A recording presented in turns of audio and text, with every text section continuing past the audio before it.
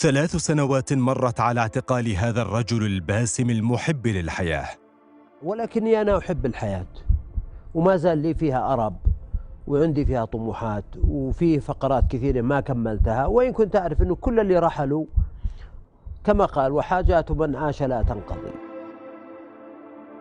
3 سنوات ولا يعلم أحد لماذا يعتقل العودة أبرز رموز الإصلاح في العالم العربي. 3 سنوات والشرق والغرب يتحدثون ويستغربون، لكن الغرابة هي أن البعض ما زال يسأل: من هو سلمان العودة؟ أهلا وسهلا، العبد الفقير أخوك سلمان. العبودية والافتقار والأخوة لعلها أبرز الصفات التي ميزت رحلة سلمان العودة، والتي رغم كونها رحلة شاقة لكنه تغلب عليها بالابتسامة الدائمة.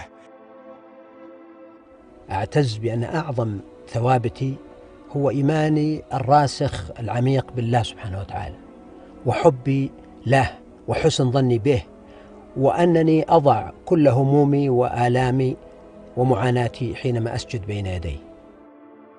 لو كانت هناك كلمة يمكن أن تصف رحلة العودة الطويلة فلا شك أنها كلمة الإصلاح التي ميزت مسيرته واقترن بها اسم العودة. رغم أنه إنسان معتدل، رغم أنه أدان الإرهاب، رغم أنه إصلاحي يريد فقط الإصلاح، ورغم أنه إنسان يعني محترم ومعترف به ومعروف دوليا، فإننا سنسجنه وسيبقى في السجن، لأنه ليس لأي أحد في هذه البلاد اقتراح أي إصلاحات إلا نحن. لن تسكتون الأصوات التي تطالب بالإصلاح.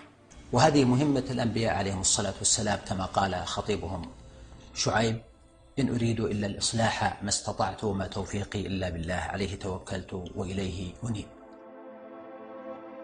لم يكن الإصلاح كلمة يلقيها العودة بلسانه فقط، بل كانت منهج حياة لم يتغير حتى في أحلك الظروف. وهل هناك أشد على النفس من ظلمة السجن؟ 5 سنوات من الاعتكاف عزلتني عن تأثير الجموع، منحتني الحرية، نقلتني من الضيق إلى السعة ومن الانكفاء إلى الحياة. يمكنك التحدث طويلا عن مميزات سلمان العودة، ربما تكون أهم مميزاته أنه لم يقتصر على وجه واحد من وجوهاته، بل ضرب بسهم في كل ما استطاع إليه سبيلا. نعم، تغير، لأنني لو قلت في 40 ما كنت أردده في 20 فهذا يعني ضياع 20 سنة من عمر السودان. Saygıdeğer izleyiciler, Çağdaş Reformcular, Reformistler Konferansı'na merhabalar diliyorum. Bugün oturumumuza Şeyh Salman Alauddah'ın sosyal yönünü konuşacağız ve aramızda Doktor Nevaf Et-Tekruri var. İslam Alimler Birliği üyesi, aynı zamanda Filistin'deki dışarıdaki Filistinler Alimler Birliği Başkanı. Yine İslam Alimleri Birliği üyesi var. Ahmet Bey var. Yine El Alemi Uluslararası Araştırma Merkezi Başkanı. Tabii ki itidal, orta yol ve bir arada yaşam kültürü noktasında Salman Aloudah'ın tutumuyla başlıyoruz.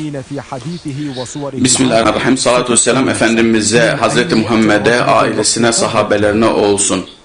Saygıdeğer kardeşlerim ve burada bulunan bütün katılımcılar, Allah'ın selamı, rahmeti, bereketi üzerinize olsun. Tabii ki bugün burada bu konferansta bulunmaktan son derece mutlu olduğumu ve bu benim için bir şeref olduğunu ifade etmek isterim. Tabii ki Salman Alodah gibi bir şahsiyeti, etkin bir şahsiyeti konuşmak son derece önemli. Tabii ki bugünkü konuşacağımız Salman Aloudah'ın bir arada yaşam ve metodolojisini konuşacağız. Tabii ki bunun için hayatını ödedi. Bunun için hayatını adadı.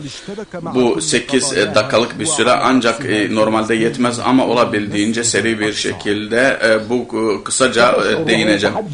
Tabii ki bugünkü yaşadığımız süreçte tabii ki metodolojisinde tabii ki 2 farklı zıt düşünce var. Bir aşırı ve diğer bir ise kendinden yabancılaşma ve yabancı kültürü edinme yönelimi. Bütün hepsine baktığımız zaman kalıcı gerekçeleri var her ikisinin. Tabii ki kendiyle barışmak ve başka kültürlere açılım. بل ظهرت أصوات من الغرب قبل الشرق تدافع عنه وتطالب بإطلاق سراحه. You know, I'd heard a lot about him in contact with other identities. The first question, what are the first I didn't realize how accomplished a scholar he values was. of this And then I remember I method was teaching in Saudi Arabia for a while, a couple of years ago, and to access the hearts and the minds of the young people.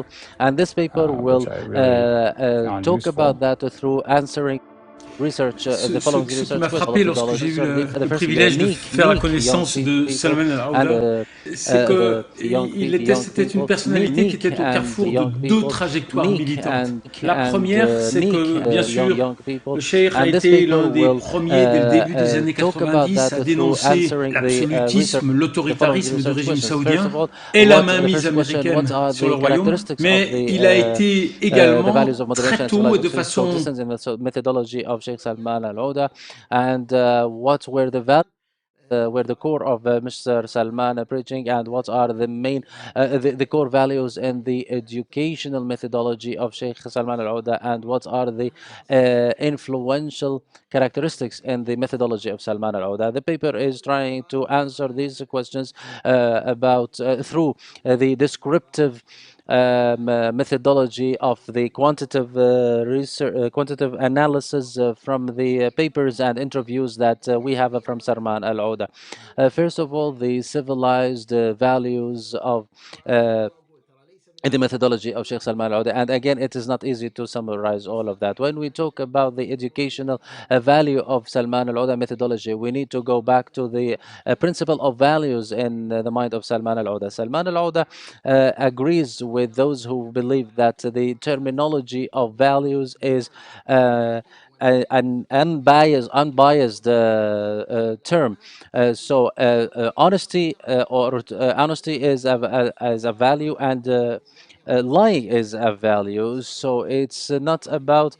There are different values. There are social, spiritual, basic, secondary, and marginal values, etc., etc., etc. I'm not going to list them all. Now I will start with the first point in this topic, which are the priority values in the methodology of Sheikh Salman Alodah. He speaks about, with each value, he speaks about the contradicting one. So he speaks about the provision of the social values when they are shown in verses of the collective or the individual ones. I'm not going to show them because they are present in the paper. And giving priority to the spiritual values over the materialistic values, having prioritizing the values of goodness rather than other values. When we look at the methodology of Salman Alodah, we see that the civilization values are centered around realistic values that the Islamic Ummah is living now. For example, the value of the unity of the Ummah and management of differences. And Salman Alodah spoke about the jurisprudence of this difference and the good difference or healthy good difference that keeps the unity, and we can, despite the difference of the opinions. And in his show on TV, the cornerstone, he showed how we can be different. The other value is denouncing violence. A lot of the efforts of Salman Alodah in Hajar, in the cornerstone show, or in the lectures, try to analyze the acts of violence in our society and linking it with the practices of society against women and the practices of the authority against society, etc., etc. The other value is the value of moderation. Here, Sheikh Salman Alodah dedicated his cornerstone program and his channel on YouTube, as well as some other programs, because moderation is based on comparison and the good selection. The other value is the value of coexistence and civilizations. Sometimes here and right now, some people show coexistence by being melting completely with the others, but he showed that coexistence can through dialogue and discussion, and he showed that even with those who were against him and the newspapers, for example, that took some negative actions against him and spoke about him negatively and about his family. The fifth value is tolerance, and he speaks about attracting people for the du'at and for the preachers. And the sixth value is dialogue with the other, and this is the main topic.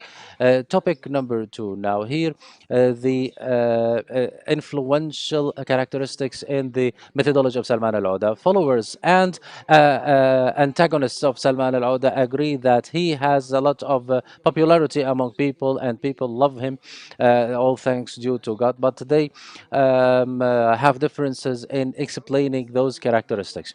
First, we say that this is due to his faithfulness, and we think that in a good faith, because he is faithful to his work, this he got all that popularity. Number two, the balance and enthusiasm that he has. So he is enthusiastic, but he is balanced. Number three, getting deep in the psychology of mankind and the deep knowledge of people. He speaks always based on research, studies, and facts, and he doesn't speak about emotions. Number four, the objective position or the positions that he makes and denouncing oppression and not agreeing with oppressors about their oppression, and that's why he is in prison right now. Number five, his good ethics and the good language and the clean language that he uses. He never curses or uses bad language. And number six, the attractive methodology that he uses. Number seven, he speaks in deep concepts and not superficially. Number eight, the patience and the good temper that he has, all no matter what happens or how much he is attacked. Number nine, his dynamic and his emotional characteristics and passion about what he says. And number 10, his courage and ability to admit mistakes. That's, for example, was summarized in one of the videos in hashtag that is called apology. Of course, we can't cover all the detailed characteristics in the civilized coexistence in the methodology of Sheikh Salman al-Auda, but this is just a short summary. There are master's theses that were presented about the content that is presented by Sheikh Salman al-Auda, so we can't pay him justice in these few minutes. I hope that I was able to give a brief overview about the values of moderation and civilized coexistence in the methodology of Sheikh Salman al-Auda and explain some of the characteristics of influence of his discourse, which made his show Cornerstone one of the most viewed in the Arab world. And we pray to God that he might be released soon, and the new developments will lead to some revisions, internal revisions, that to avoid all what have been done recently, which led to brutal killing of some people and some activists, and made a very bleak image in terms of human rights in the country, and made the country under blackmailing by other powers. So our prayers, all prayers to Sheikh Salman al-Auda, and he was one of the to be released from a prison, and we hope that all the good things happen to our peoples, and thank you very much. I would like to thank Mr. Ahmad Al-Nuaimi for this paper about the values of moderation and civilized coexistence and the methodology of Sheikh Salman Al-Auda. The second paper under the title Salman Al-Auda and the Foundations of the Creative Jurist presented by Dr. Atiyah Adlan. Go ahead, please. In the name of God and prayers may be upon his messenger. From the good understanding and the wise mind and the good taste and the pure heart to the depth of jurisprudence and the broad horizons of jurisprudence. Sheikh Salman Al Ouda took his journey in his preach and his calling people or da'wah of people. When I talk about the broad horizons of jurisprudence, I don't mean the books that people read and they memorize, but the way they can deal with reality and help the people, provide the sick with medicine, etc., etc. A lot of people accumulate knowledge from the books, but they can't provide any benefit for people around them. So to have a creative jurist, they should enjoy a number of characteristics that are key for such a personality. So what are the characteristics for building the creative personality of a jurist, and how applicable are they to Sheikh Salman Al Ouda? I'm going to mention them in general, then I'm going to speak about them in details, projecting them on the personality of Salman through quoting some of his writings and books. The first characteristic is holding the concerns of Islamic Ummah and thinking about its issues. Number two, knowledge of reality and you dealing with it without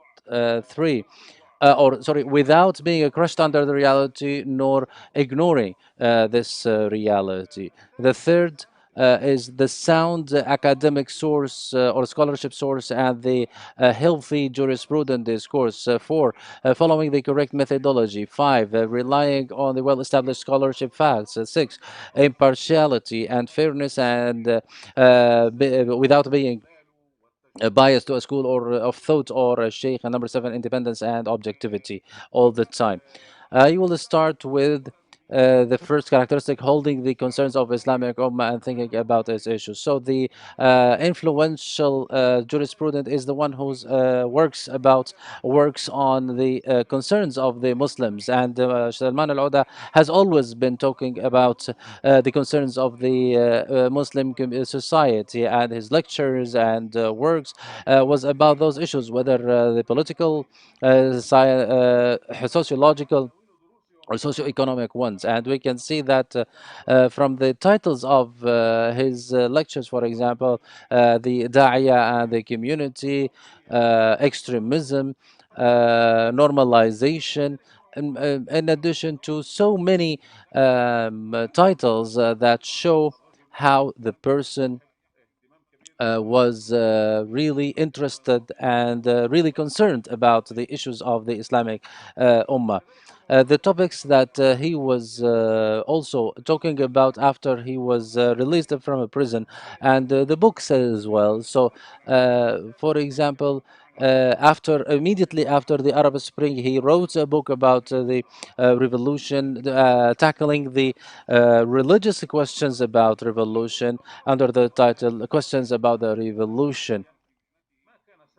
And the reason of his suffering in the beginning was because he said that it's not permissible in Islam to deal with foreigners to fight other Muslims.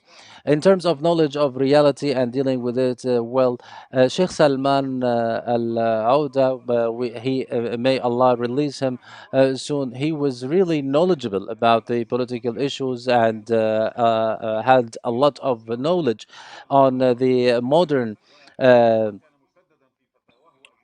schools of thoughts. So he dealt with reality in a realistic way. So he didn't bend to reality, and neither did he ignored it, or he was negligent to it or illusional about it. The characteristic that distinguish him and shows his understanding of the reality that we live in is that in his book, The Origins of Jurisprudence Studies, he detailed one of the problems in the current studies, and he speaks about it, saying that it is sometimes impacted without sensing from the doubts and problems that are raised by the enemies of Islam, and you start defending Islam, and you start from the reaction, or you start from the lack of confidence in this religion. And he gives a lot of examples about that. I'm not going to mention them. His understanding of reality also is shown in talking about the revolution and why they happened. He talked about the signs or the sunnah that God put in the world, and also having the authority in the hand of one person, and the oppression that people go under, and the social media that makes people communicate with each other, and the uh, contagious thinking of people. And he mentions from history what shows the the lack of the understanding of some scholars, and we're not going to mention that. Then the other characteristic is the sound academic source and the a healthy jurisprudent discourse. A jurist, of course, cannot be superficial. He cannot be a real jurist until he gets into the depths of jurisprudence. And Salman Al-Auda was able to get into the academics in the university and from the sheikh schools in Al Qasim, like Ibn Uthaymeen and other sheikhs. And he was able to get or he got into these sources to combine two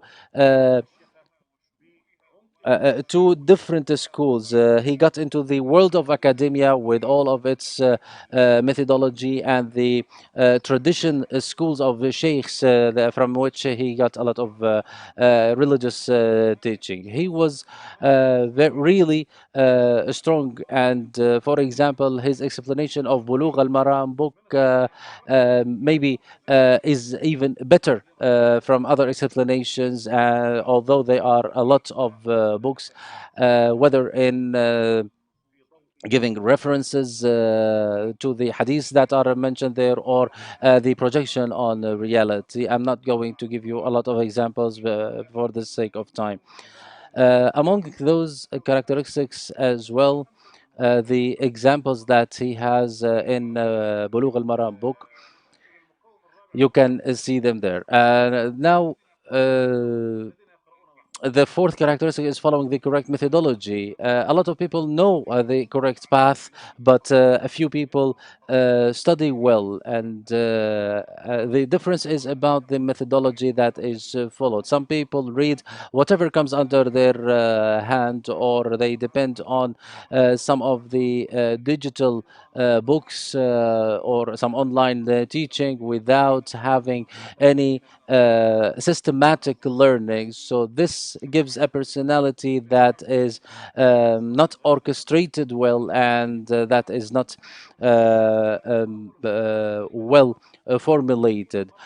To be a good jurist, the learner should be a student at a certain school of sheikhs, and he should get into the knowledge of what he is learning, and the learner should learn the topics in parallel with balance, and of course with consideration to the age group that he is in.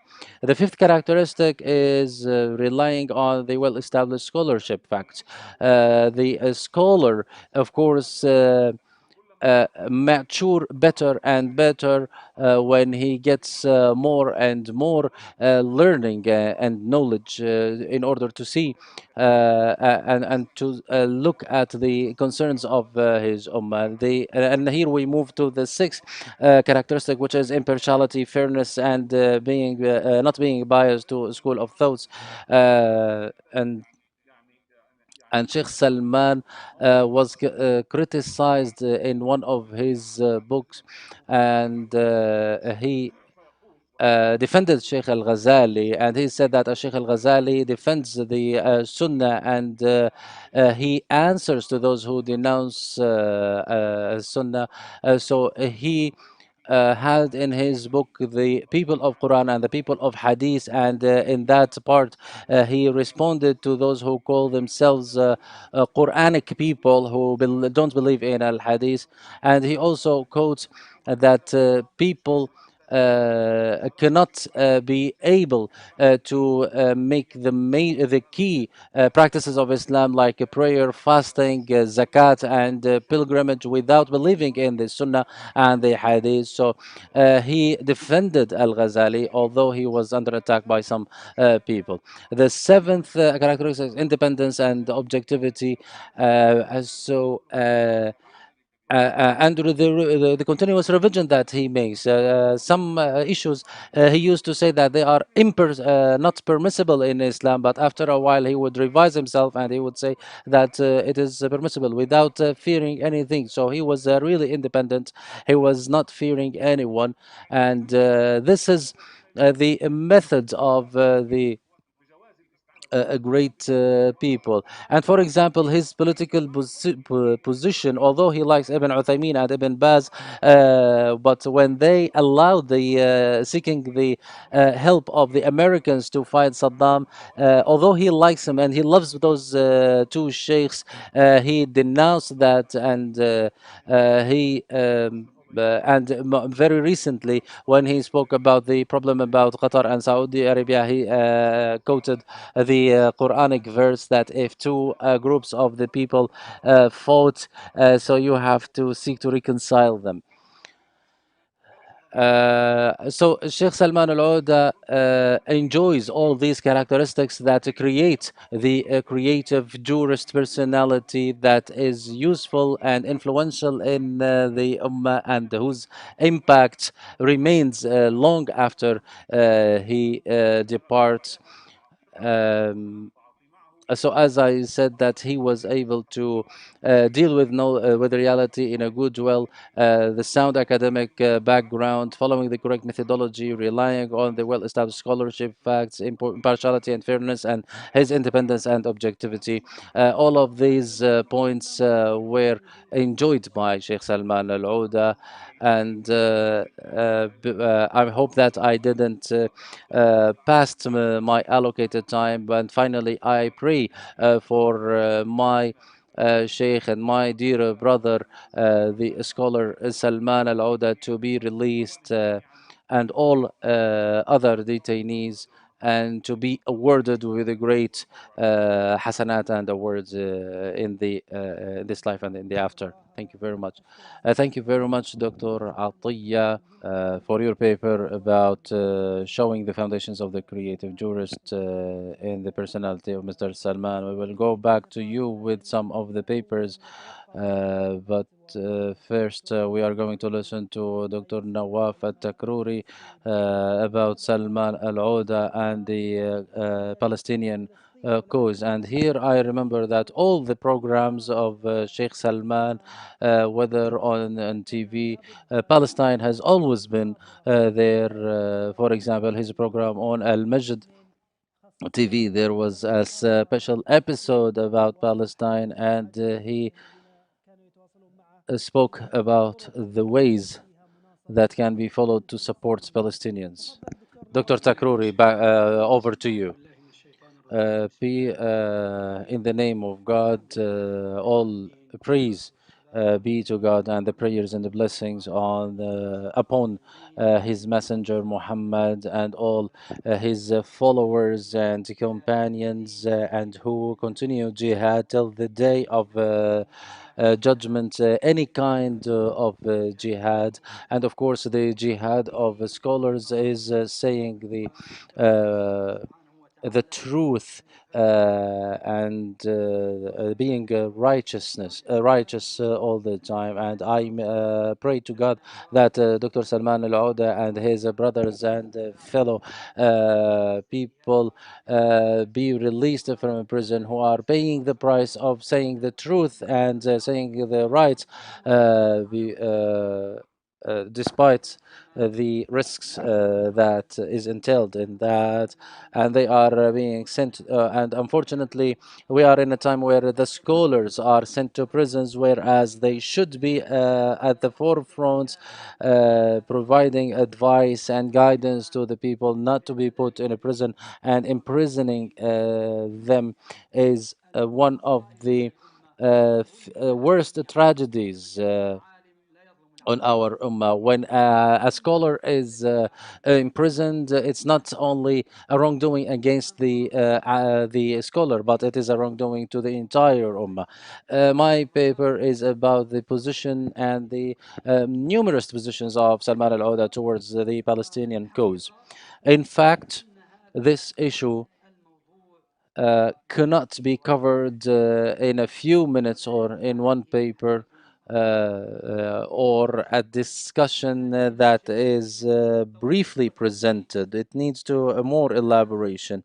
Scholars in such cases, of course, had a role in encouraging people, inciting them, being in the forefront, providing guidance and advice and orientation for people. And I think that Dr. Salman Al Auda, in terms of the Palestinian cause, made all of these steps. And I can say even that if you look at the writings of Salman Al Auda, or listen to this oppressed scholar who is prevented from doing his role and his duty, if you look at that person and listen to what he said or read what he says about this issue, you might think that he is an expert in the Palestinian cause, and he dedicated all of his time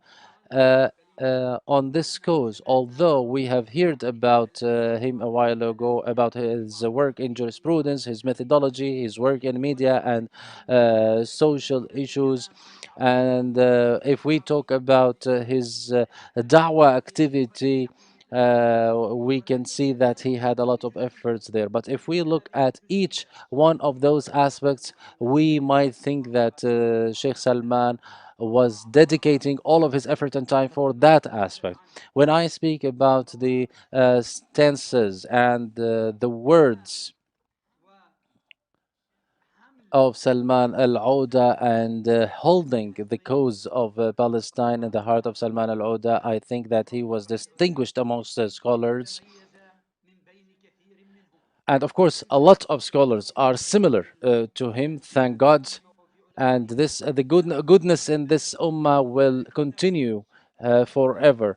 But of course, this man knows that he is not only a jurist, but he is someone who understands the reality in Palestine, was had a very special place in his heart, and he gave it a lot of a priority. So, in terms of explanation in his book, the a critical battle or war against the Jews, and this came after the Madrid Accords 25 years ago.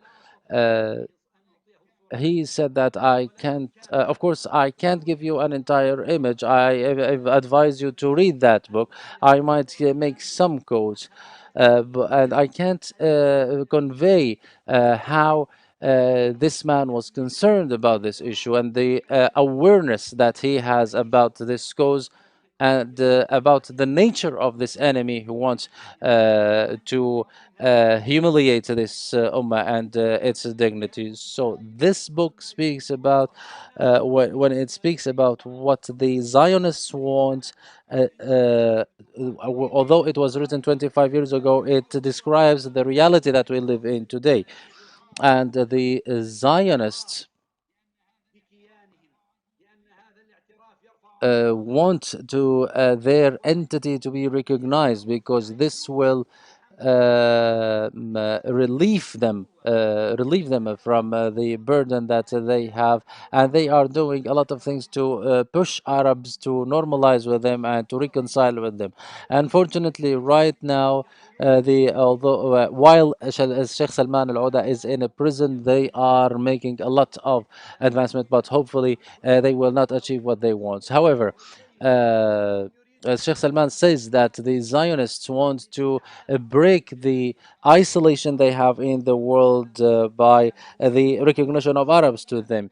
Although some of the, like Russia and some other countries in the eastern part of the world, don't want to deal with Israel, but when they see the Arabs normalizing their relations with the Israelis, like in Madrid, and of course he only saw Madrid Accords. He didn't see Sudan or the Gulf states normalizing relations. He just saw that the Zionists are trying to normalize people and their relations with the Arab world, and they want to.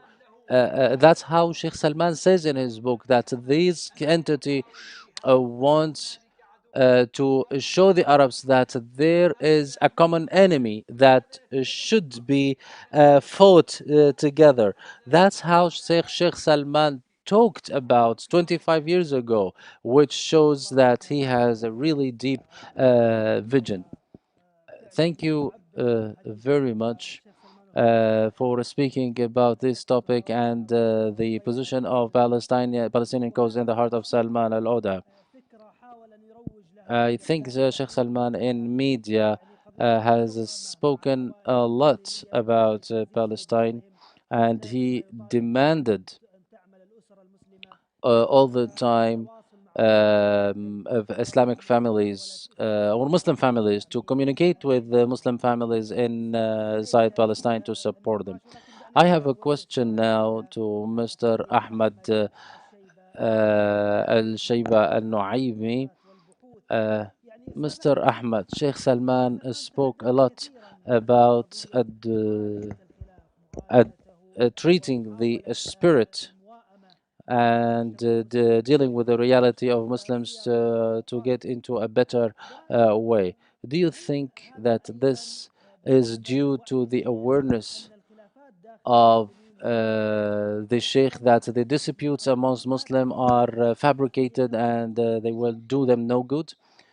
In terms of your question, it is an important one. Did he was he able to see forward about these issues? As you know, Sheikh Salman Al Auda lives in reality. He is not in an ivory tower living in his illusions. No, he's living in reality, and reality is clear.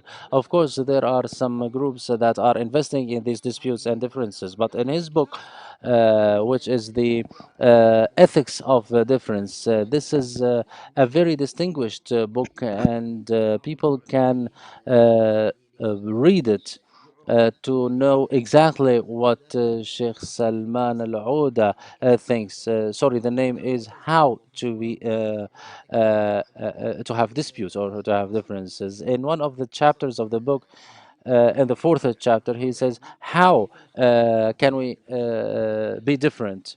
And he speaks about these issues, that how can you be different with the other, and this difference might have a positive impact or positive aspects.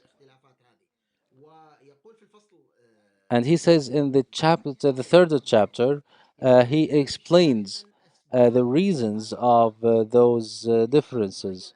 One of these topics, or one of these reasons, of course, the how this is fed by the society. Of course, he provides solutions, educational and methodological solutions, and his solutions are not extreme. They are not about forgetting about the other, but it is about understanding the issue of difference, and that's how what you can see in his speech and talking about dialogue with the other. Dr. Adlan, can we say that some of the characteristics of the creative jurist and its application on Sheikh Salman, that he doesn't or he didn't want or didn't like to go into disputes with people who hate him or attack him? Yes. Because Sheikh Salman doesn't respond to those who criticize them. So this is one of his characteristics. It could be one of the characteristics of the creative jurist, or it could be a result of his from the other characteristics that I mentioned. Because the characteristics I mentioned create a creative jurist, and such a creative jurist, of course, doesn't care about people who criticize him or and he doesn't allow them to deviate his attention from his work. And of course, he will forgive such trivial things. We haven't seen Sheikh Salman Al-Oda saying anything about those who assaulted him or spoke negatively about him or anything. He was focused in his journey, and God taught his messenger when he said, be patient for what they say about you. And in another verse, God says, be forgiving very well. So he didn't care much about the criticism that he received. But of course, if it was constructive criticism and a criticism that is objective, so he would discuss that objectively.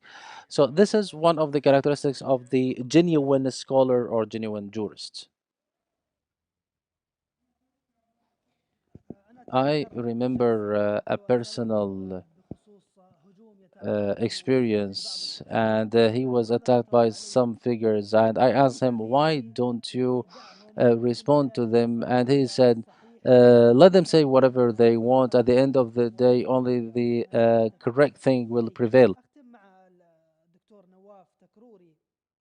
الشيخ سلمان مع مقدم دونالد ترامب لرئاسة الولايات المتحدة كان له مقطع شهير يعني يتحدث ويقول هذا رجل عنصري ضد المسلمين، هذا رجل يهدد الفلسطينيين، بل يأتي بما يسميه صفقة القرن، وكان يقول إلى وين نحن رايحين يعني بهذا التعبير، يا حكامنا يا نخبنا يا جماهيرنا. هل يمكن أن يكون ما يتعرض له الشيخ سلمان العودة ورفاقه يعني من الدعاة والعلماء والمفكرين هو من محاولات تمرير الصفقات التي كانت تريد تصفية القضية الفلسطينية؟ نعم أخي، بالتأكيد أن ما يعانيه وأن اعتقال وتغييب الشيخ سلمان العودي وإخوانه هو بسبب مواقفهم، وأنا ذكرت ذلك في بداية كلمتي، أنهم هؤلاء يعانون ويعتقلون ويظلمون ويمنعون عن الأمة بسبب مواقفهم، والأمة الحقيقة اليوم بحاجة إلى هؤلاء العلماء أن يكونوا بينها وأن يكونوا يوجهوها ويحملوها على طريق عزتها وكرامتها. وأنا كتبت كلمة لأقولها، سبحان الله، أن قضية فلسطين اليوم بحاجة أن يكون الشيخ سلمان العودي وإخوانه أحرارا وطلقاء يعيشون مع أبناء أمتهم ويوجهونهم ويبينون لهم، ولكن واضح أنها إرادة حرمان الأمة من علمائها لكي يمضي جهلاؤها أو يمضي جهلاؤها بطريقهم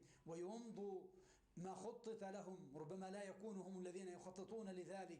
فبالتأكيد أن عدونا يطلع ويقرأ ما يكتبه الشيخ سلمان العودي وهؤلاء العلماء الفضلاء الدعاة المربين الموجهين. بالتأكيد أن هذا كله يغيظهم ويثير ضغائنهم ويشعرهم بأن هؤلاء العلماء كما قال الحاخامات، وقد ذكره الشيخ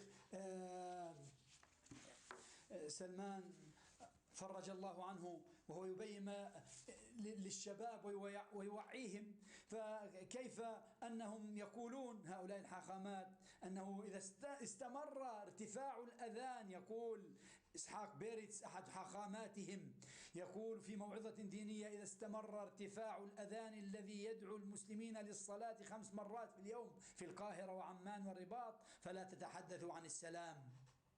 وأيضا يقول أحدهم: القرآن هو عدونا الأكبر. وهذا الحاخام الأكبر للكيان الصهيوني في وقت من الأوقات، مردخاي إلياهو، يقول: إن القرآن هو عدونا الأكبر والأوحد، وهذا العدو لا تستطيع وسائلنا العسكرية مواجهته. كيف يمكن تحقيق السلام وهم يقدسون كتابا يتحدث عنا بكل هذه السلبية؟ على حكام العرب أن يختاروا إما القرآن وإما السلام، وبالتالي أن يختاروا إما وجود العلماء بين الناس وإما السلام والانهيار أمام الكيان الصهيوني. وبالتالي واضح أن البعض اختار السلام مع الكيان الصهيوني، لا القرآن ولا العلماء الذين يحملونه وينطلقون به في أجيال الأمة، يربونها ويعدونها ويوجهونها التوجيه الصحيح. بالتأكيد أن الشيخ سلمان العودي يدفع ثمن خططه العملية التربوية للأجيال. ففي هذا أول 2 برنامجه الذي وضع من خلاله خطة 150 طريقة لنصرة المسجد الأقصى المبارك، أخرجها من أفواه الشباب والمشاركين والمشاركات لكي يكون ذلك أدعى لتفاعلهم معها وتحويلها إلى برامج عملية في الميدان. بالتأكيد هذا يخيف الأعداء ويخيف من يأتمرون بأمر الأعداء. نسأل الله سبحانه وتعالى أن يفرج عن هؤلاء العلماء وأن يصرف عنهم كيد المهزومين وكيد الذين يبدلون دين هذه الأمة ويصرفونها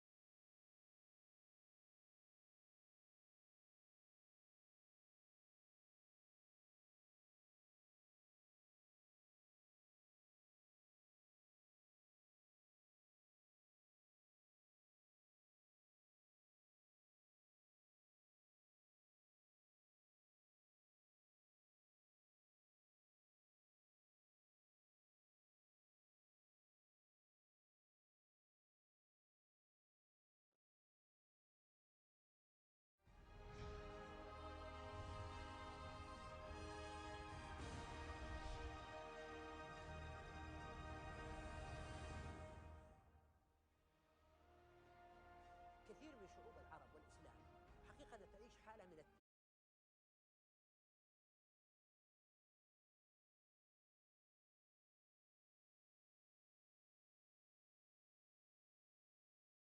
لأنها لا تعرف مستقبلها ولا تعرف حاضرها ولا تعرف حجم التحديات. هنا هل يوجد في عالمنا العربي أي مشروع تعليمي لإخراج أجيال جديدة واعية عارفة بقضاياها لديها القدرة على خدمة أمتها وأوطانها خدمة صحيحة؟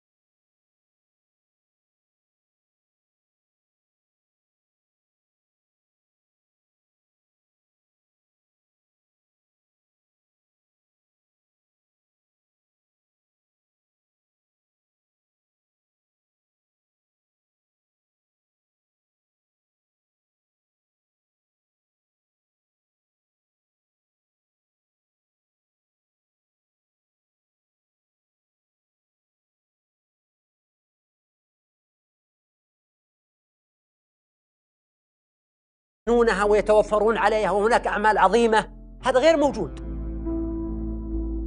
ولذلك الأمة العربية في الواقع الآن هي في تجاه مستقبلها، تجاه أجيالها، وتجاه أعدائها. تحديات هذه الأمة سواء نظرنا إلى التحدي الصهيوني وغطرستهم، التحدي الفارسي الآن الذي يمتد في الأمة العربية ويطوي الأرض عاصمة بعد أخرى، من العراق إلى سوريا إلى اليمن إلى الخليج إلى فلسطين إلى لبنان. يعني لا يمكن أن تواجه المشاريع إلا بمشاريع. مجرد أن يكون هناك هبات، هذا قد يكون مطلوبا وجيدا، ولكنها تكون مؤقتة. ما لم يكن ثم شعوب تخرج من التيه وترتب أحوالها، معنا سنظل في هذا التيه دون توقف.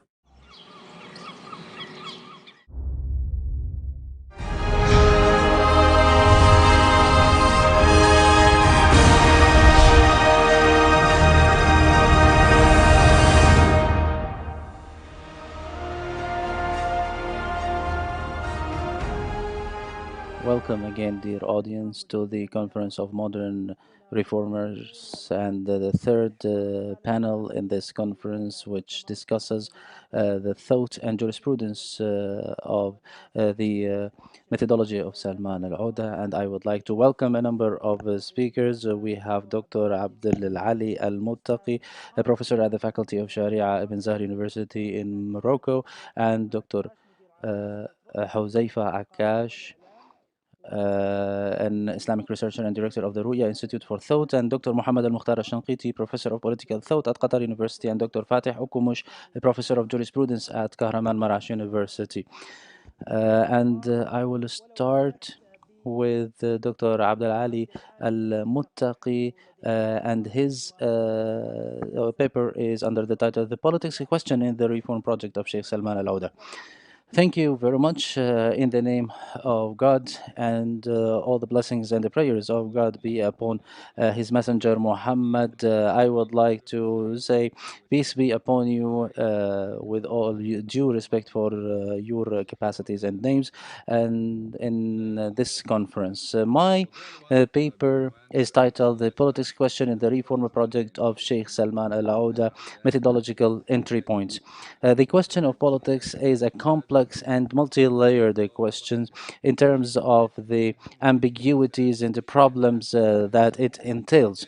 So this question includes the textual and the realistic aspects, as well as the objective with the subjective, the national with the international, and the and other layers. So talking about this question, or tackling this question, made Salman Al-Auda tackle it from a methodological way that makes it in line with other questions that Sheikh Salman Al-Auda worked on.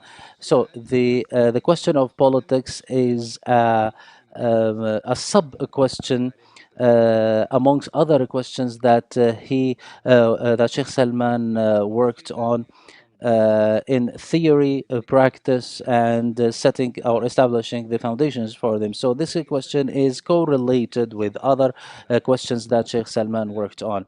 So I said that this is a question that Sheikh Salman started from in a practice, theory, and organization. He used methodological entry points. He used three entry points. The first one is the central criticism of the political change, and number two, that the politics is a sphere for the human discretion, and the third entry point is realism. Those to have the politics as a method organized methodologically from those three entry points. First, the centrality of political change. The political reform in the life of Salman Al-Auda is only one of the branches of the public reform, and it should not be centralized, or the reform does not centralize around the political reform without other aspects. That's why Sheikh Salman Al-Auda criticized some of the literature that focused on political change or that amplified political change, and he considered that this affects the effectiveness of the Islamic discourse in other areas, especially in preaching or the da'wah field, as well as social and economic fields. The other pillar or entry point that he considered politics to be a space for discretion.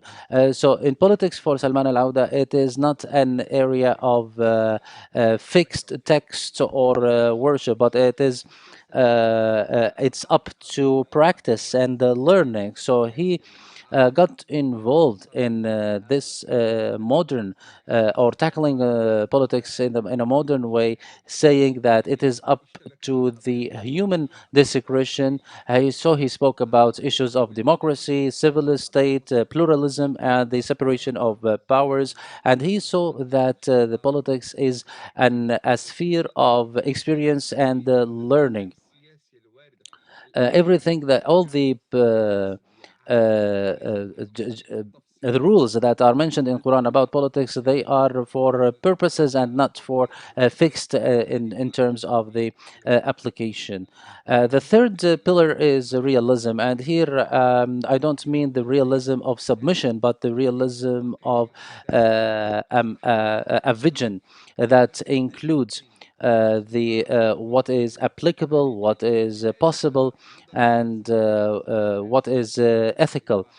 So if Salman Al-Auda followed the realism and is framed it with the ethics and the jurisprudence of capability and balance. The jurisprudence of capability within Salman Al-Auda methodology is not about individuals, but it is about groups and nations as well. So this is the first part. The second part is about the jurisprudence of balances. He believes that politics is not only about interests or about the negative aspect, but there are a competition between the negative aspects and the positive aspects, or the interests and the harm, so to speak. So the context requires making the possible and the appropriate decision. In my paper, I speak about some of the concepts that Sheikh Salman Al-Auda believes that you can't talk about politics without defining it, because politics, before it is a decision or a position or an action, it is an act of thought. So he believes that the political act is based on a number of concepts, and those are religious concepts. So Salman Al-Auda defined them, simplified them, and explained their connotation, criticizing two plagues that the Islamic jurisprudence suffered from. The first one is taking things out of context and procrastination. The first one is taking parts of the religious text out of their context and out of the of other texts. So we can't read Sharia through in part or in a single way. The Sharia is a complete, a holistic group that we need to take it all as one context. So some of the people who speaks about politics, they amplify some texts and ignore other texts. For example, so they amplify obedience and ignore justice. They amplify obedience to the ruler, and they ignore the aspects or the text about rights. From that entry point, Sheikh Salman Al-Auda tried to establish the foundations of political concepts, especially the concepts of shura and obedience, and the concept of the Sultan of Ummah. And he considered that the relation between the ruler and the ruled is a civil contract that includes rights and duties, and that the Ummah has the right to select, to set conditions, to dismiss the ruler, and to govern. So this is one aspect. he also spoke about some of the problems that are put forward, especially the people of the Sijin. And he says that, or أهل العقد والحل والعقد. So this is not, he says that it is not a religious concept, but it is set by some scholars. And he believes that the people themselves can have the right to select and to dismiss. Another problem is that some political some political jurisprudent rulings are used, although they were in context to describe something or to tackle a certain incident. And he considered that such type of rulings are just justifying rulings and not religious ruling. And he was surprised how those rulings that had their own context or they were under necessity made, how they are used as religious rulings or rules. So here he differentiates between the religious rules from Sharia and rules that has or had their own context and their own incidents, and that were put out of necessity and out of living in reality. Sheikh Salman Al Auda was aware about this question, and that's why he tried to dismantle the concepts, simplify them, and to understand the relation between the ruler and the ruled. And he brought back to those concepts their purpose and their effectiveness and their cohesion in the religious context. The last point in my paper is how Salman al-Auda saw history, the political history of the Ummah. Sheikh Salman al-Auda didn't look at the political history of Ummah in the eye or the lens of sacredness, but he looked at it objectively. He says that it has its own peculiarities, and it wasn't static. It was dynamic, and it moved from shura to the coercive ruling, and it depended on the context. So he said that we need to differentiate between the standard concepts that are coming from the Sunnah and from Quran, and between the political history of the Islamic Ummah. So it is not acceptable to make the political history of the Ummah a sacred religious text. And then he spoke about the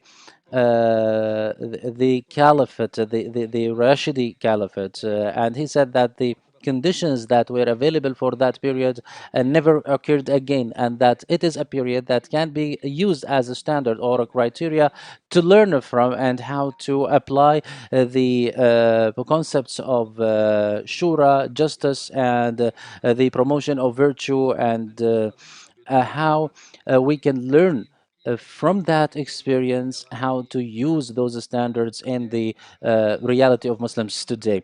The other point that Sheikh Salman Al Auda saw that the methodology right now and the understanding of the modern state is completely different from the notion of a state in the past. And this is a very important methodological observation because it dismantles the problems of the status of the state that we live in today. So, in his book, Reasons of the Revolution, said that the modern state is completely and radically different from the notion of a state that was present in the life of Muslims before, in addition to other signs and other remarks that I these are my remarks in this paper for this conference. At the end, Sheikh Salman, when he engaged in the question of politics, he said that it is a complicated and multi-layered question, and that sometimes it is under pressure.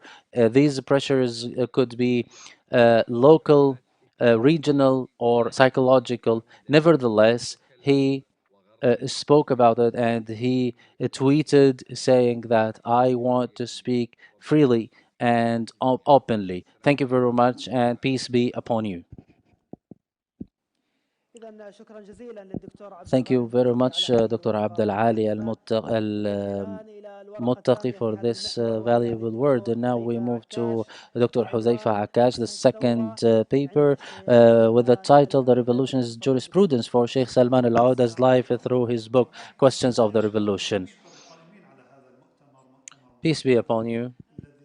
First, I would like to thank the organizers of this Conference of Modern Reformers, that was made about a character that we all love, Mr. Sheikh Salman Al Auda. I ask God, may he be released soon, and may his efforts and life is blessed. My paper's title is The Revolution's Jurisprudence for Sheikh Salman Al Auda's Life through his book Questions of the Revolution. This book is a very beautiful book. It is about 200 pages. And I think that once it is a real page turner. When you start, you can't leave it until you finish reading it. So this book represents the spirit of the revolutions of the Arab Spring. We can make it the constitution of these revolutions, and maybe now some people are questioning, do we think that the revolutions are still going on?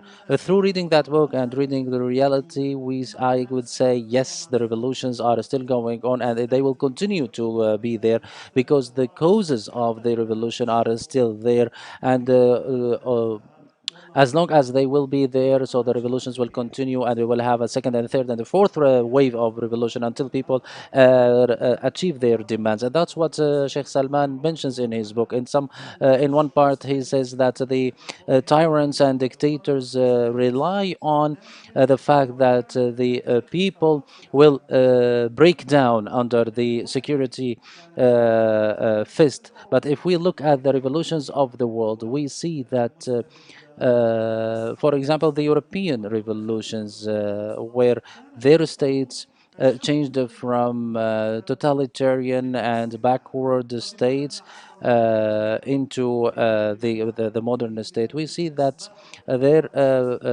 oppression was harder than the oppression that we see now. So as long as the awareness is increasing, and as he mentions in the book, he mentions 10 causes of the revolution. So if the causes are still there, so the revolutions will erupt and will come back.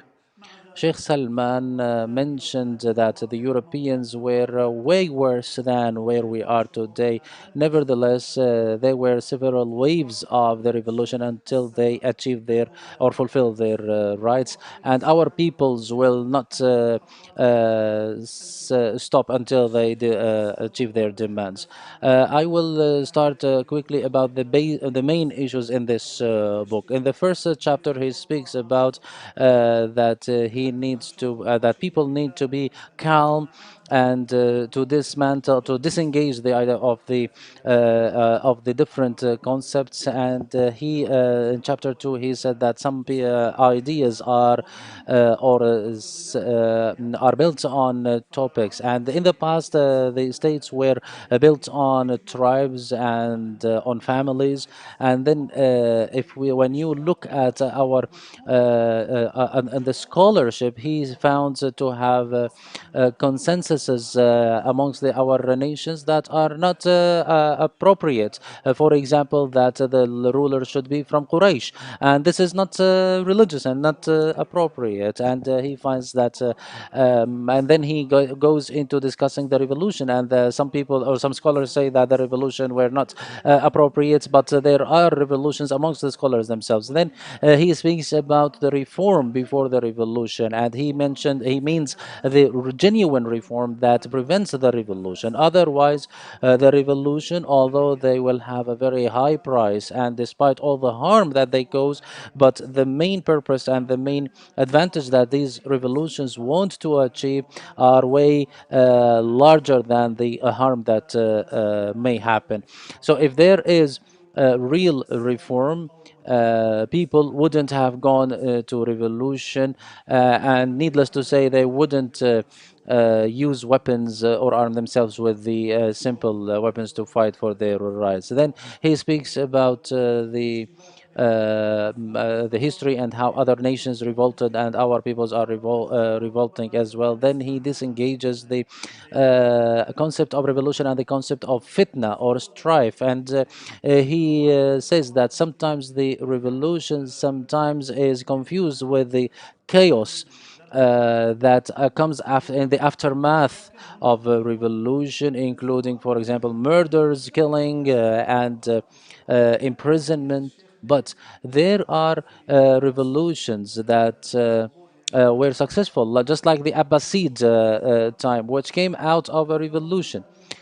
So when he speaks about the revolution and the legitimacy of revolutions, he says, when does a revolution start? He made the resemblance of a fruit. Sometimes this fruit is picked up before it is mature.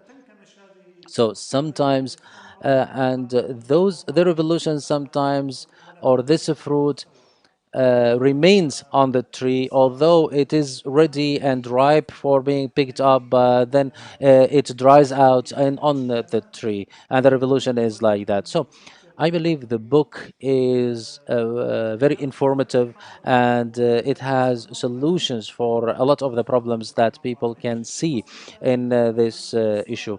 I can't cover it all, but I will read some quotes. For example, in chapter 2, he talked about the legitimate question of revolution. He said that there needs to be a revision about our ummah and about the religious meaning of revolution, and when how people want to be closer to the righteousness rather than to corruption. And he spoke about the Saqifat Bani Sa'id and the 6 members committee that was the first one that had witnessed elections after immediately after the death of or after the death of Abu Bakr as-Siddiq. And then he spoke about the caliphate, and he says that the caliphate is not it doesn't mean that this is the only shape of governance, but we have several forms of governance. So then he speaks about the values that are the foundation of the Islamic ruling, like justice, shura, the value of human beings and the dignity of human beings. Those values, if they are found in any governance, this governance is and can be considered that it is abiding by Islam. He spoke about the old Sultani rules and how these rules and the provisions were affected by the culture of the nations around us, like the Persians, and how, for example, in Persia they had the amplification of the authority of the ruler.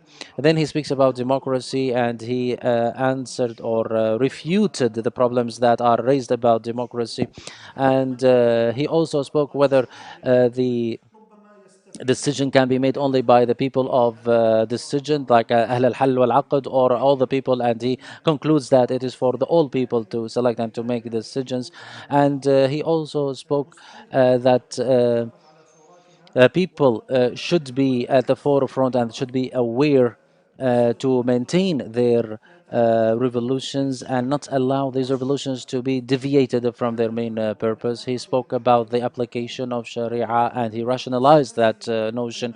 He spoke about the relation between the ruler and the ruled, and how the political jurisprudence that is permitted, so to speak, or that is allowed to appear, that it focuses on the duties of the people but not on the rights of the people. It doesn't focus on the duties of the ruler. He speaks also about non-violence and violence, and that non-violence has always been successful, and that the use of violence should be the last thing to resort to. And he speaks about the relation of Islamists with others, and he in his book he focused a lot that although that the Islamists were they were oppressed before the revolution, but in the countries where the revolution started, they were elected, so they need to be forgiving for others. And he also spoke how it is important not to bring back tyranny again, and not for the revolutionaries not to become tyrants again. He also speaks about the national interest and dealing with the remnants of the regime, and he made 5 slogans. For example, "Go, you are free," the revolution forgives what has been before, and that the loots of the revolution are for all, and also revenge is not allowed. And he also gave another slogan that we don't want to be said that Muhammad is killing his companions. He also spoke about citizenship, and that all people are equal in their duties and rights. This is actually an important book. I call upon all my colleagues and people to read, publish, and share with their people, because this book has a new spirit that is brought into the new Islamic jurisprudence. I feel like if I want to put a huge mountain in a small bottle, so I can't cover everything.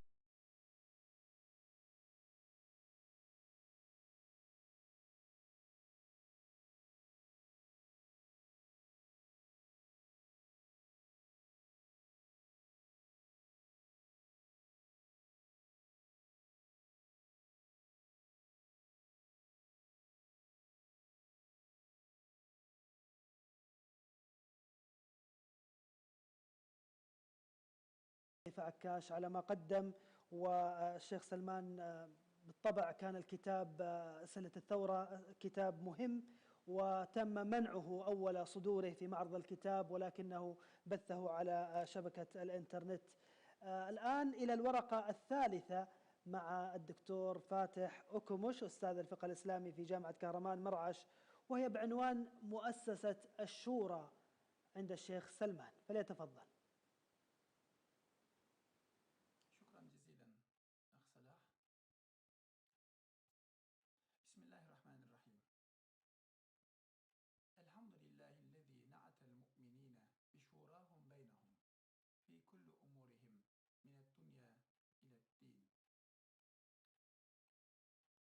والصلاة والسلام على من أكثر الناس مشاورة لأصحابه الصالحين، وعلى آله وأصحابه الذين هم خير مستشارين لخير الخلق أجمعين، ومن تبعهم وسن سنتهم وسلك نهجهم إلى يوم الدين. أما بعد، في مطلع كلامي أشكر شكرا جزيلا لإخوتي وأخواتي الذين ساهموا في هذا المؤتمر العلمي والفكري، وخاصة أسلم أخي عبد الله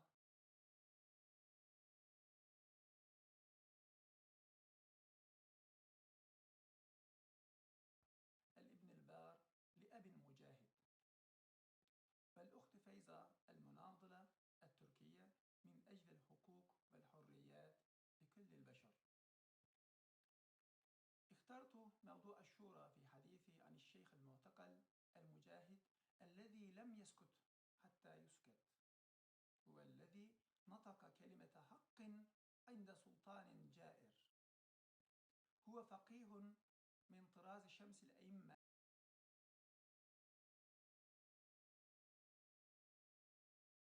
السرخسي الذي سجن مثله. نعم، الأبدان قد يسجن، والألسنة قد يسكت ويخرس، ولكن الأفكار حي ومحيي، والقلوب بين أصبعي الرحمن.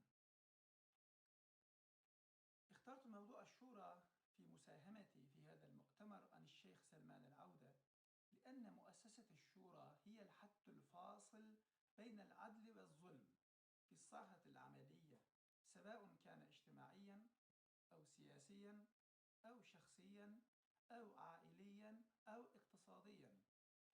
فإن دعم العدل والخلافة والإمامة والرئاسة باطلة بدون تأسيس الشورى الملزمة، وتغريدة الديمقراطية وحقوق الإنسان فاسدة عند غيابها.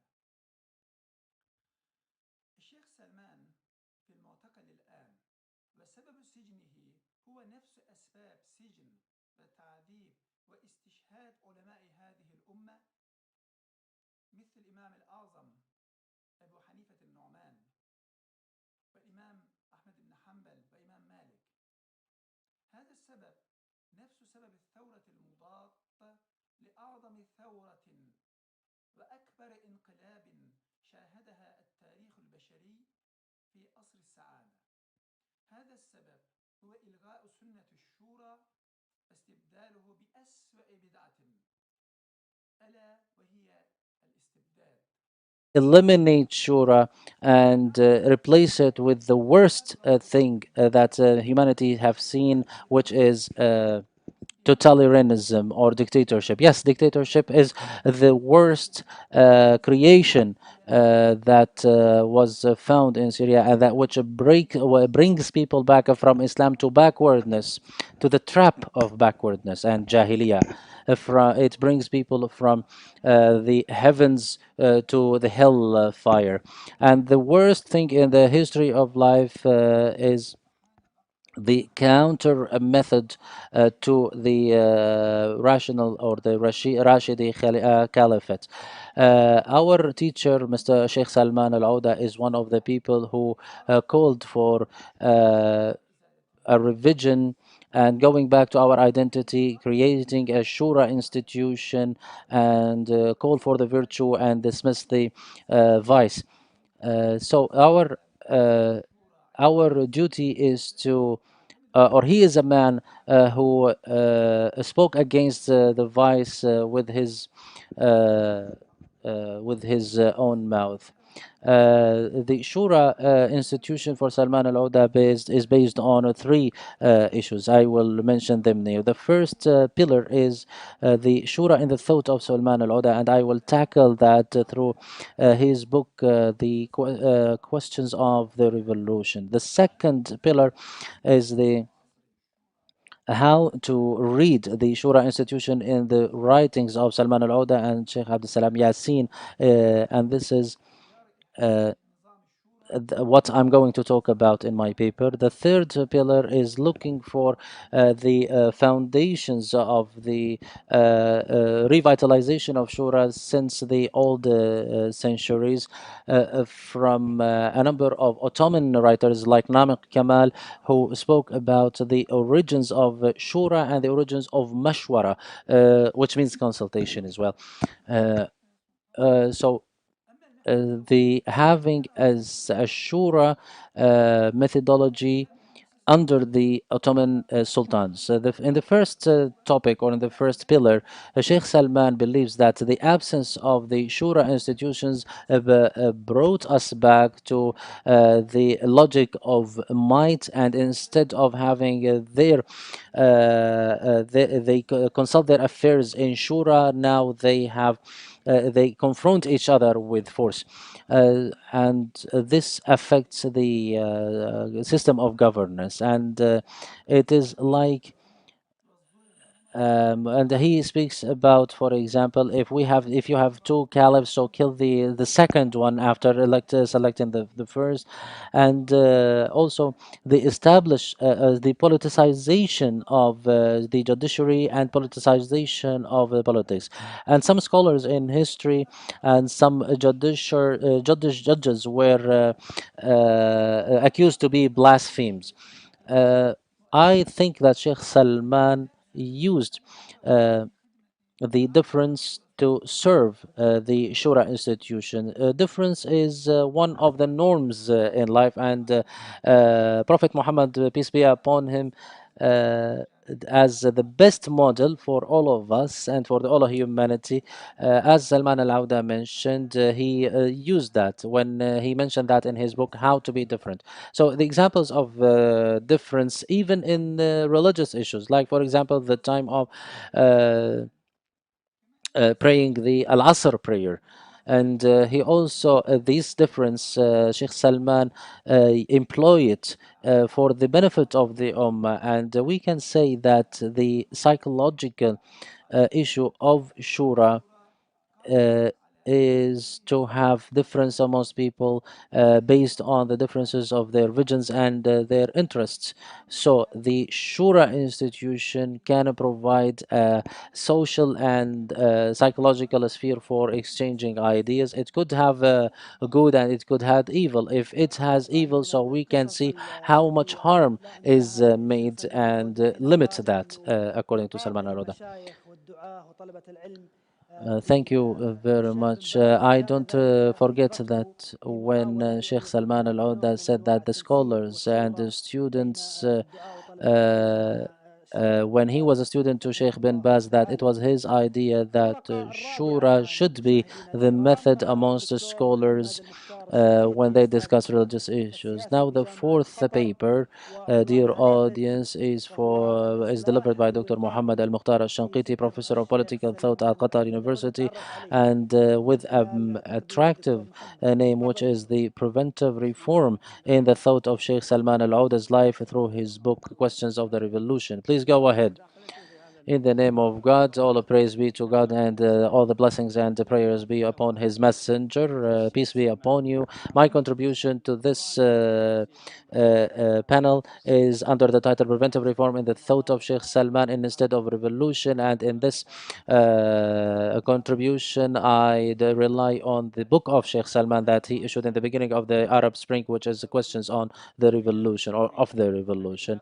First, I will start with praising the book because this book is very important, and I will start by dedicating it for the green. I will start with the dedication that he wrote, which is for the green birds of the heavens, for the martyrs who don't wait anything in this life. So there is a spirit that encompasses this in this dedication. The theory of Sheikh Salman Al-Auda in revolution is a reformist one. He doesn't encourage for the revolution. He is a reformer man, that he goes back to a Sunni school that calls for the unity of the Ummah and the stability of the state. Nevertheless, he is biased to the righteousness and the justice. He doesn't make any compromises in that, but he is not a reckless man. He puts the causes of the revolution on the shoulders of the ruler more than on the ruled people. In the book, he says that there are 5 colors for the revolution. Those colors are oppression, poverty, corruption, ignorance, and another one. So when people are tired of the reality, so look for those reasons that call for the revolution. Sheikh Salman says that the revolution cannot be planned, or it erupts suddenly when all the paths of reform are closed, and when oppression is practiced and no justice is found. So Sheikh Salman in this topic, he talks about the roots of the revolution, and the roots of the revolution goes back to the poor performance of power, or the abuse of power by the people in authority. Some of the ideas in the book also the importance of the civil society that practices the change and goes in line with the needs for a change. Societies are in 2 types. The flexible one doesn't have to face a revolution because it can reform itself, but the static political system and the static society is the one that is prone to society, to revolution and the violent revolutions. And here there are difference between the experience of Eastern Europe and Western Europe. Sheikh Salman mentions a very important historic issue. If Karl Marx was able to see that the industrial revolution will take place in Germany and France. So but the revolution started in Russia, the communist revolution. Why? Because the Western communities have flexibility that allows them to respond to the development of the societies. Those industrial societies took care of the labor and the workers and met their demands. So the communist communist revolution didn't extend there, but in the Russia, because it is a static, it is a stubborn, so the communist revolution took place there, unlike what Karl Marx expected. One of the important ideas as well by Salman Al-Auda is that the revolution or the reforms is not about stepping back abandoning some rights. He says that it is a due, legitimate right for the people. So you can't look at the people can't look at the issue that it is abandoning or compromise, but it is interaction with people, and there should be wisdom for making a change before it is too late. So through that, he believes that the Arab regimes, it is important for them to do something rather than the bribes they provide to people, like, for example, increasing salaries or some of the gifts that provided by the ruler to the ruled. It is a superficial aspect of something that goes deep in the society, and the society is not looking for those simple things. They are looking for real reforms and to see courageous changes at the level of law and politics. So the rulers in the Arab world should understand that time is against them. The tyrants that are ruling now, they are racing against time, and people have changed. So he provides an important and faithful advice to make use of the waste time. So not to wait until it is too late to do reforms. So many revolutions started in the history with some reform demands, but because of the stupidity of the rulers, they ended up to be a radical revolution. So Sheikh Salman calls upon those rulers not to repeat the same mistakes of history and to meet the demands of the people at the right time. Sheikh Salman believes that change is a necessity and it is inevitable and it is legitimate. However, he does not call for violent change. He believes in a change, but he sees that for those who are skeptic about a change, they lack the awareness and knowledge about the modern reality of the Muslim world. And for those who are skeptic about that, he believes them that they are looking at things from the bottom of the mountain because they don't see much. So those regimes should do something to their society before there is a point of no return between the rulers and the ruled. And he says that those who are not willing to pay the price of a change, they will have to pay the price of not changing, and which might be way higher for both the peoples, the rulers, and the ruled people, and the homelands. He also says that in his book that no one is bigger than a change, and the wise can understand that a change is inevitable, and they can take the initiative and meet with their people in the middle of the way. That's what I call the preventive reform, as I said in the title, and I have written an article about that from some years ago, and this is also a lesson learned from the revolutions in the world, the English or the French. In the English Revolution, they were William and Mary. They were two wise people, and they accepted to change the absolute monarchy to a constitutional monarchy, despite all the ancient history of Britain, and the people received their rights, and it was, as they say in English, a win-win solution. On the contrary, in the French Revolution, Louis XVI was didn't accept a change, and France got into a dark tunnel of 8 decades of wars and several waves of revolutions. So no one can stand in the face of the revolution when it comes. That's why the core of the preventive reform is to make a change before a change comes forcibly. As for he speaks about the history of Europe, that it has a full history of counter-revolution, trying to bring back the old regime with its monarchies, churches, and papacity, but they were unable to do that. No counter revolution can be victorious. They can postpone they can increase the cost and the time to achieve the revolution, but they can never eliminate the revolutions, just as we see today in the Arab societies.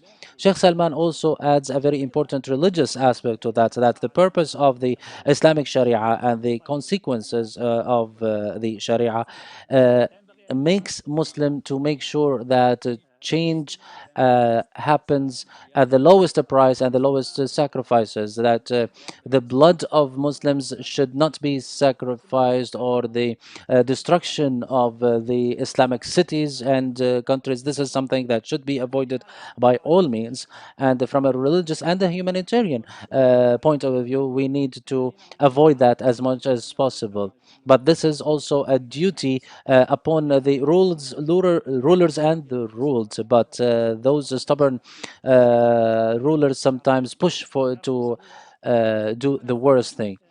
But sometimes, even if there is only a bad solution, it's not necessary to follow that path, but to find a better solution. And the revolution should be a consensus amongst the rulers and the ruled. The revolution should be for construction, not for destruction. Islam is also always calls for construction, and the religion itself came to improve and build on the good morals.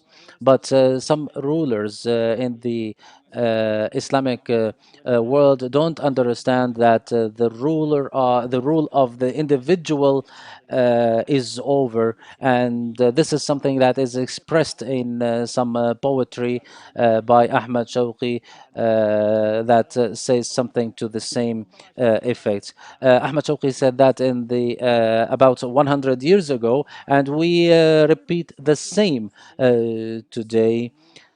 Maybe Ahmad Shawqi had this insight to say that in an early stage. For losing time or wasting time is one of the bad things that the rulers do to their peoples and to their countries, even if they respond, but after it is too late, this will be useless for them. So many people respond to the demands of their people, but after that, it is too late. Some of the important points as well in the book of Salman is for the revolution to be non-violent, peaceful, and that the counter revolution changes the peaceful revolutions to become militarized. So it's always the oppressor to blame, who doesn't respond to people's demands and refuse to serve justice. So the cause of violence is the counter revolution, not the revolution, and the cause of fitna or strife is the despotism and not the counter despotism. Painkillers will not serve well, but there are solutions that are needed. Painkillers might postpone or delay the eruption, but when it happens, it will be more fearful. Finally, Sheikh Salman talks about the causes of revolution, and he talks about 10 things, like the norms that are established by God, and the lack of relation between the rulers and the ruled, the despotism having the power in one hand, the hopes that are increasing by the people, more awareness, having new means of communications, having a good example that is aspiring for them, etc., etc. This is similar to the causes of the revolution that was mentioned by Al-Kawakbi in his well-known book. In general, I would like to conclude, because I can't cover everything in that book, because for the sake of time in this valuable conference. So, in my conclusion, I will say that Sheikh links between the revolution and the Islamic terms of reference. Most Islamic people want this Islamic terms of reference, and the democratic change will lead to the Islamic terms of reference because it represents people. So there is no way to stop in the face of this reference in the time of freedoms and revolutions. The final, the Sheikh Salman closes his book with two lines of poetry that they show the hope in future, and the meaning is that I see some optimism in the effort that we're doing, and they will either serve us right or we will be they will just serve us well when we take that into our consideration. So hopefully everything that he thinks about will be fulfilled, and we hope to see him free, reinstituted, guiding this ummah with his wise and good eloquence. Thank you very much, and peace be upon you. Thank you very much. We received a lot of information, whether politics in the thinking of Salman Alodah or other questions. I would like to thank you all, and we will start asking questions, and I will start with Dr. Abdel Ali Al Muttaqi, and how Dr. Salman tackled the situation in the Arab world. Can we describe Sheikh Salman a revolutionist or he is a reformer? We can say that the reform is the main title that we can find in all of his writings and everything that was produced by Salman Al-Auda. His interaction in the questions of the revolution book were based on a specific context. Sheikh Salman Al-Auda is a reformer sheikh, and the question of politics is a marginal one, but the context of the moment and the current time, and what Sheikh Salman called that there are the educated people and the scholars and the confusion of concepts made Sheikh Salman Al-Auda engage in the question of the revolution through simplifying it, defining the concepts, and laying the foundations of some concepts that are related to this issue. So he was aware of this historic moment, and he is aware of all the problems and the impacts of this issue. So the main thing that we can see of all of his actions, workings, writings, and videos is the reform in general in the Muslim Ummah. That's what I have seen through reading and watching the interviews of Salman Al-Auda and reading his books. We hope that he gets released soon.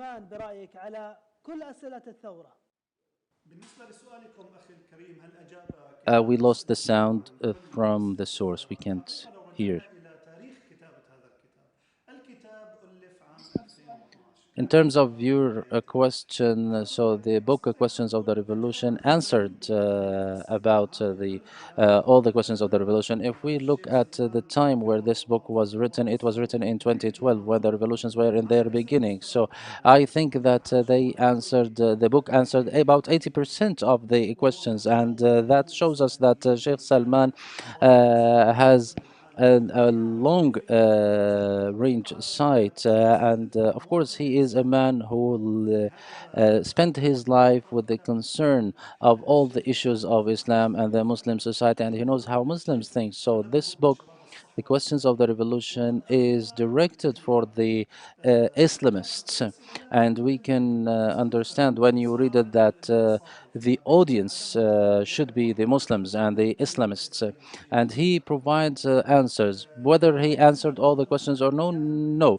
For example, the conflict of the factions, not having one leadership of the revolution, he didn't answer that question. The position from the international community in the book, for example, and we should focus on what Sheikh Salman focused on. Sheikh Salman called people to open channels with those people, of course, to use the margin. Of course, all the international community focus on their interests, but through the margins that we have, whether human rights, freedoms, liberties, or international organizations, we can move and benefit through these margins and these spaces for the revolution under one condition, which is to use that properly and to provide a convincing model. Unfortunately, some of our revolutions, a lot of the revolution, um, deviated into a discourse that is not reassuring for others. So in this book, Sheikh Salman didn't focus on these issues. Maybe he focused on them in other books. So the issue of the counter revolution and restoring the old regimes. This is one question that he didn't mention, although he maybe touched upon them. The issue of the qualifying cadres who are capable to lead the state. Maybe he touched upon that between in the relationship between Muslim Islamists and non-Islamists, and to be open to the others and build partnerships, because the revolution is a gain for all people and not only for the Muslims and Islamists. The language of the book, of course, is very attractive and simple. And when you read this book and you want to take quotes from them, you can find dozens of quotes that you want to use. So if you highlight the beautiful sentences, it will be a colorful book because it's full of those sentences. The second question to Dr. Fatah Okumush with the title of your paper, Shura Institution. Through your reading of the methodology of Sheikh Salman, do you think that Shura for him was a binding or is binding or selective matter? Thank you, Mr. Salah. This is a very important question, and it is a question from the substance of the matter.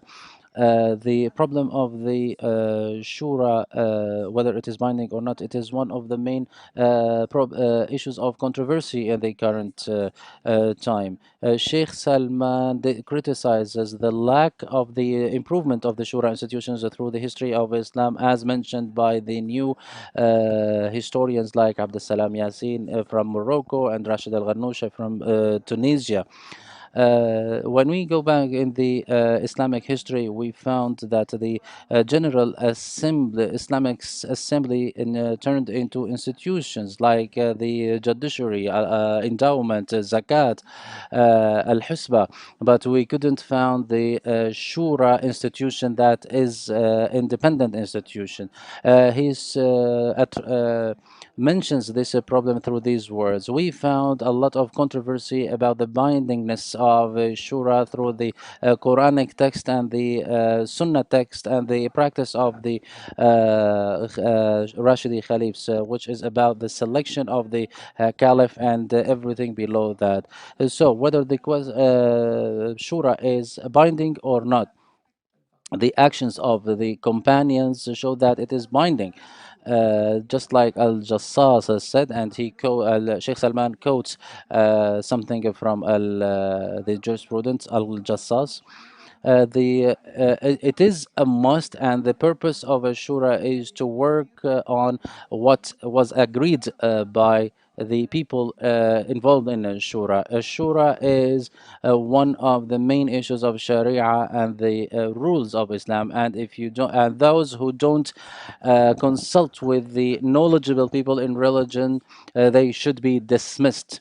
So Sheikh Salman explains this which might be controversial through the history of Islam, but the thoughts of Sheikh Salman focuses on having an institutionalized shura that is binding. So thank you very much, and I would like to thank all the brothers and sisters who contributed to this conference. Thank you, and peace be upon you. My question now is to Dr. Muhammad Mukhtar Ash-Shanqiti. After you delivered your paper about the preventive reform, was Sheikh Salman having a clear project that he presented to the governors of the Arab world to communicate with their peoples and to maintain the stability in their countries and to move forward with their countries? Those points, for sure, provide advancements for the peoples. Why the rulers of those states rejected this methodology, and on the contrary, they put him in prison instead? Yes, the question is why the rulers, whether in Saudi Arabia or in other countries, didn't respond positively to this wise call by Sheikh Salman Al-Auda, which is the preventive reform, where the rulers and the ruled can meet in the middle for and make compromises and not to have revolutions that shake the community and destroy some of the achievements. This is a very important question for sure. I think the main reason is the short-sightedness that those rulers have, and the lesson that we learn from history is that they are not the first ones who missed the opportunity of a preventive reform and got their countries into catastrophes. I mentioned the French Revolution.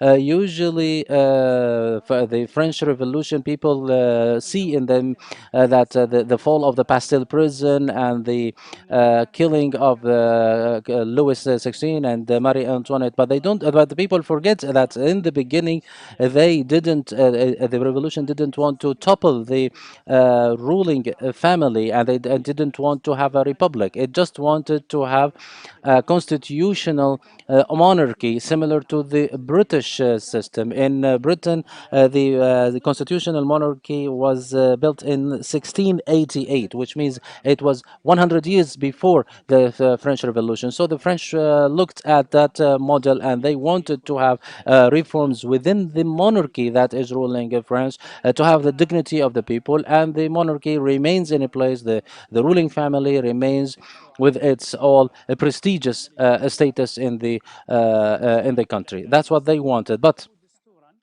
when the revolutionists got into the Bastille and took control over the Versailles castle, they wrote a constitution and they wanted to have a constitutional monarchy. This constitution didn't make France a republic. The following 3 years of the revolution, the country was a constitutional monarchy. But Louis the 16th, because of his short-sightedness and selfishness, he betrayed the revolutionists and he conspired with the European rulers around France, especially the ruler of Prussia, and he fled with his wife there. But and when the revolutionists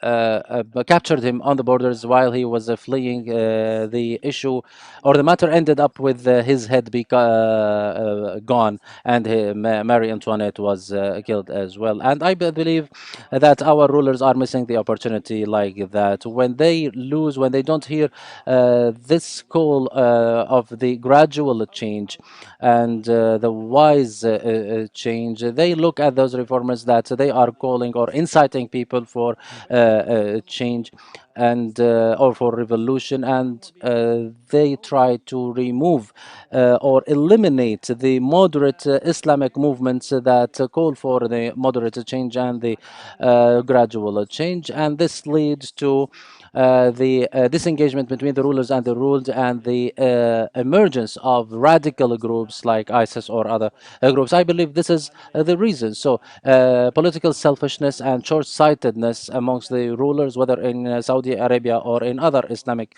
governments, which prevents them from hearing such reformer or reformist voices. But we should go back to listen to those reformist voices. Thank you very much. Thank you very much, Dr. Muhammad Shanqiti and all other lecturers for the words that they delivered. And we learned some في هذا المؤتمر الذي سيكون بإذن الله مؤتمر دوري. شكرا للمتابعة وإلى أن نلتقي. كونوا بخير، وهذا صلاح بابقي يودعكم إلى اللقاء.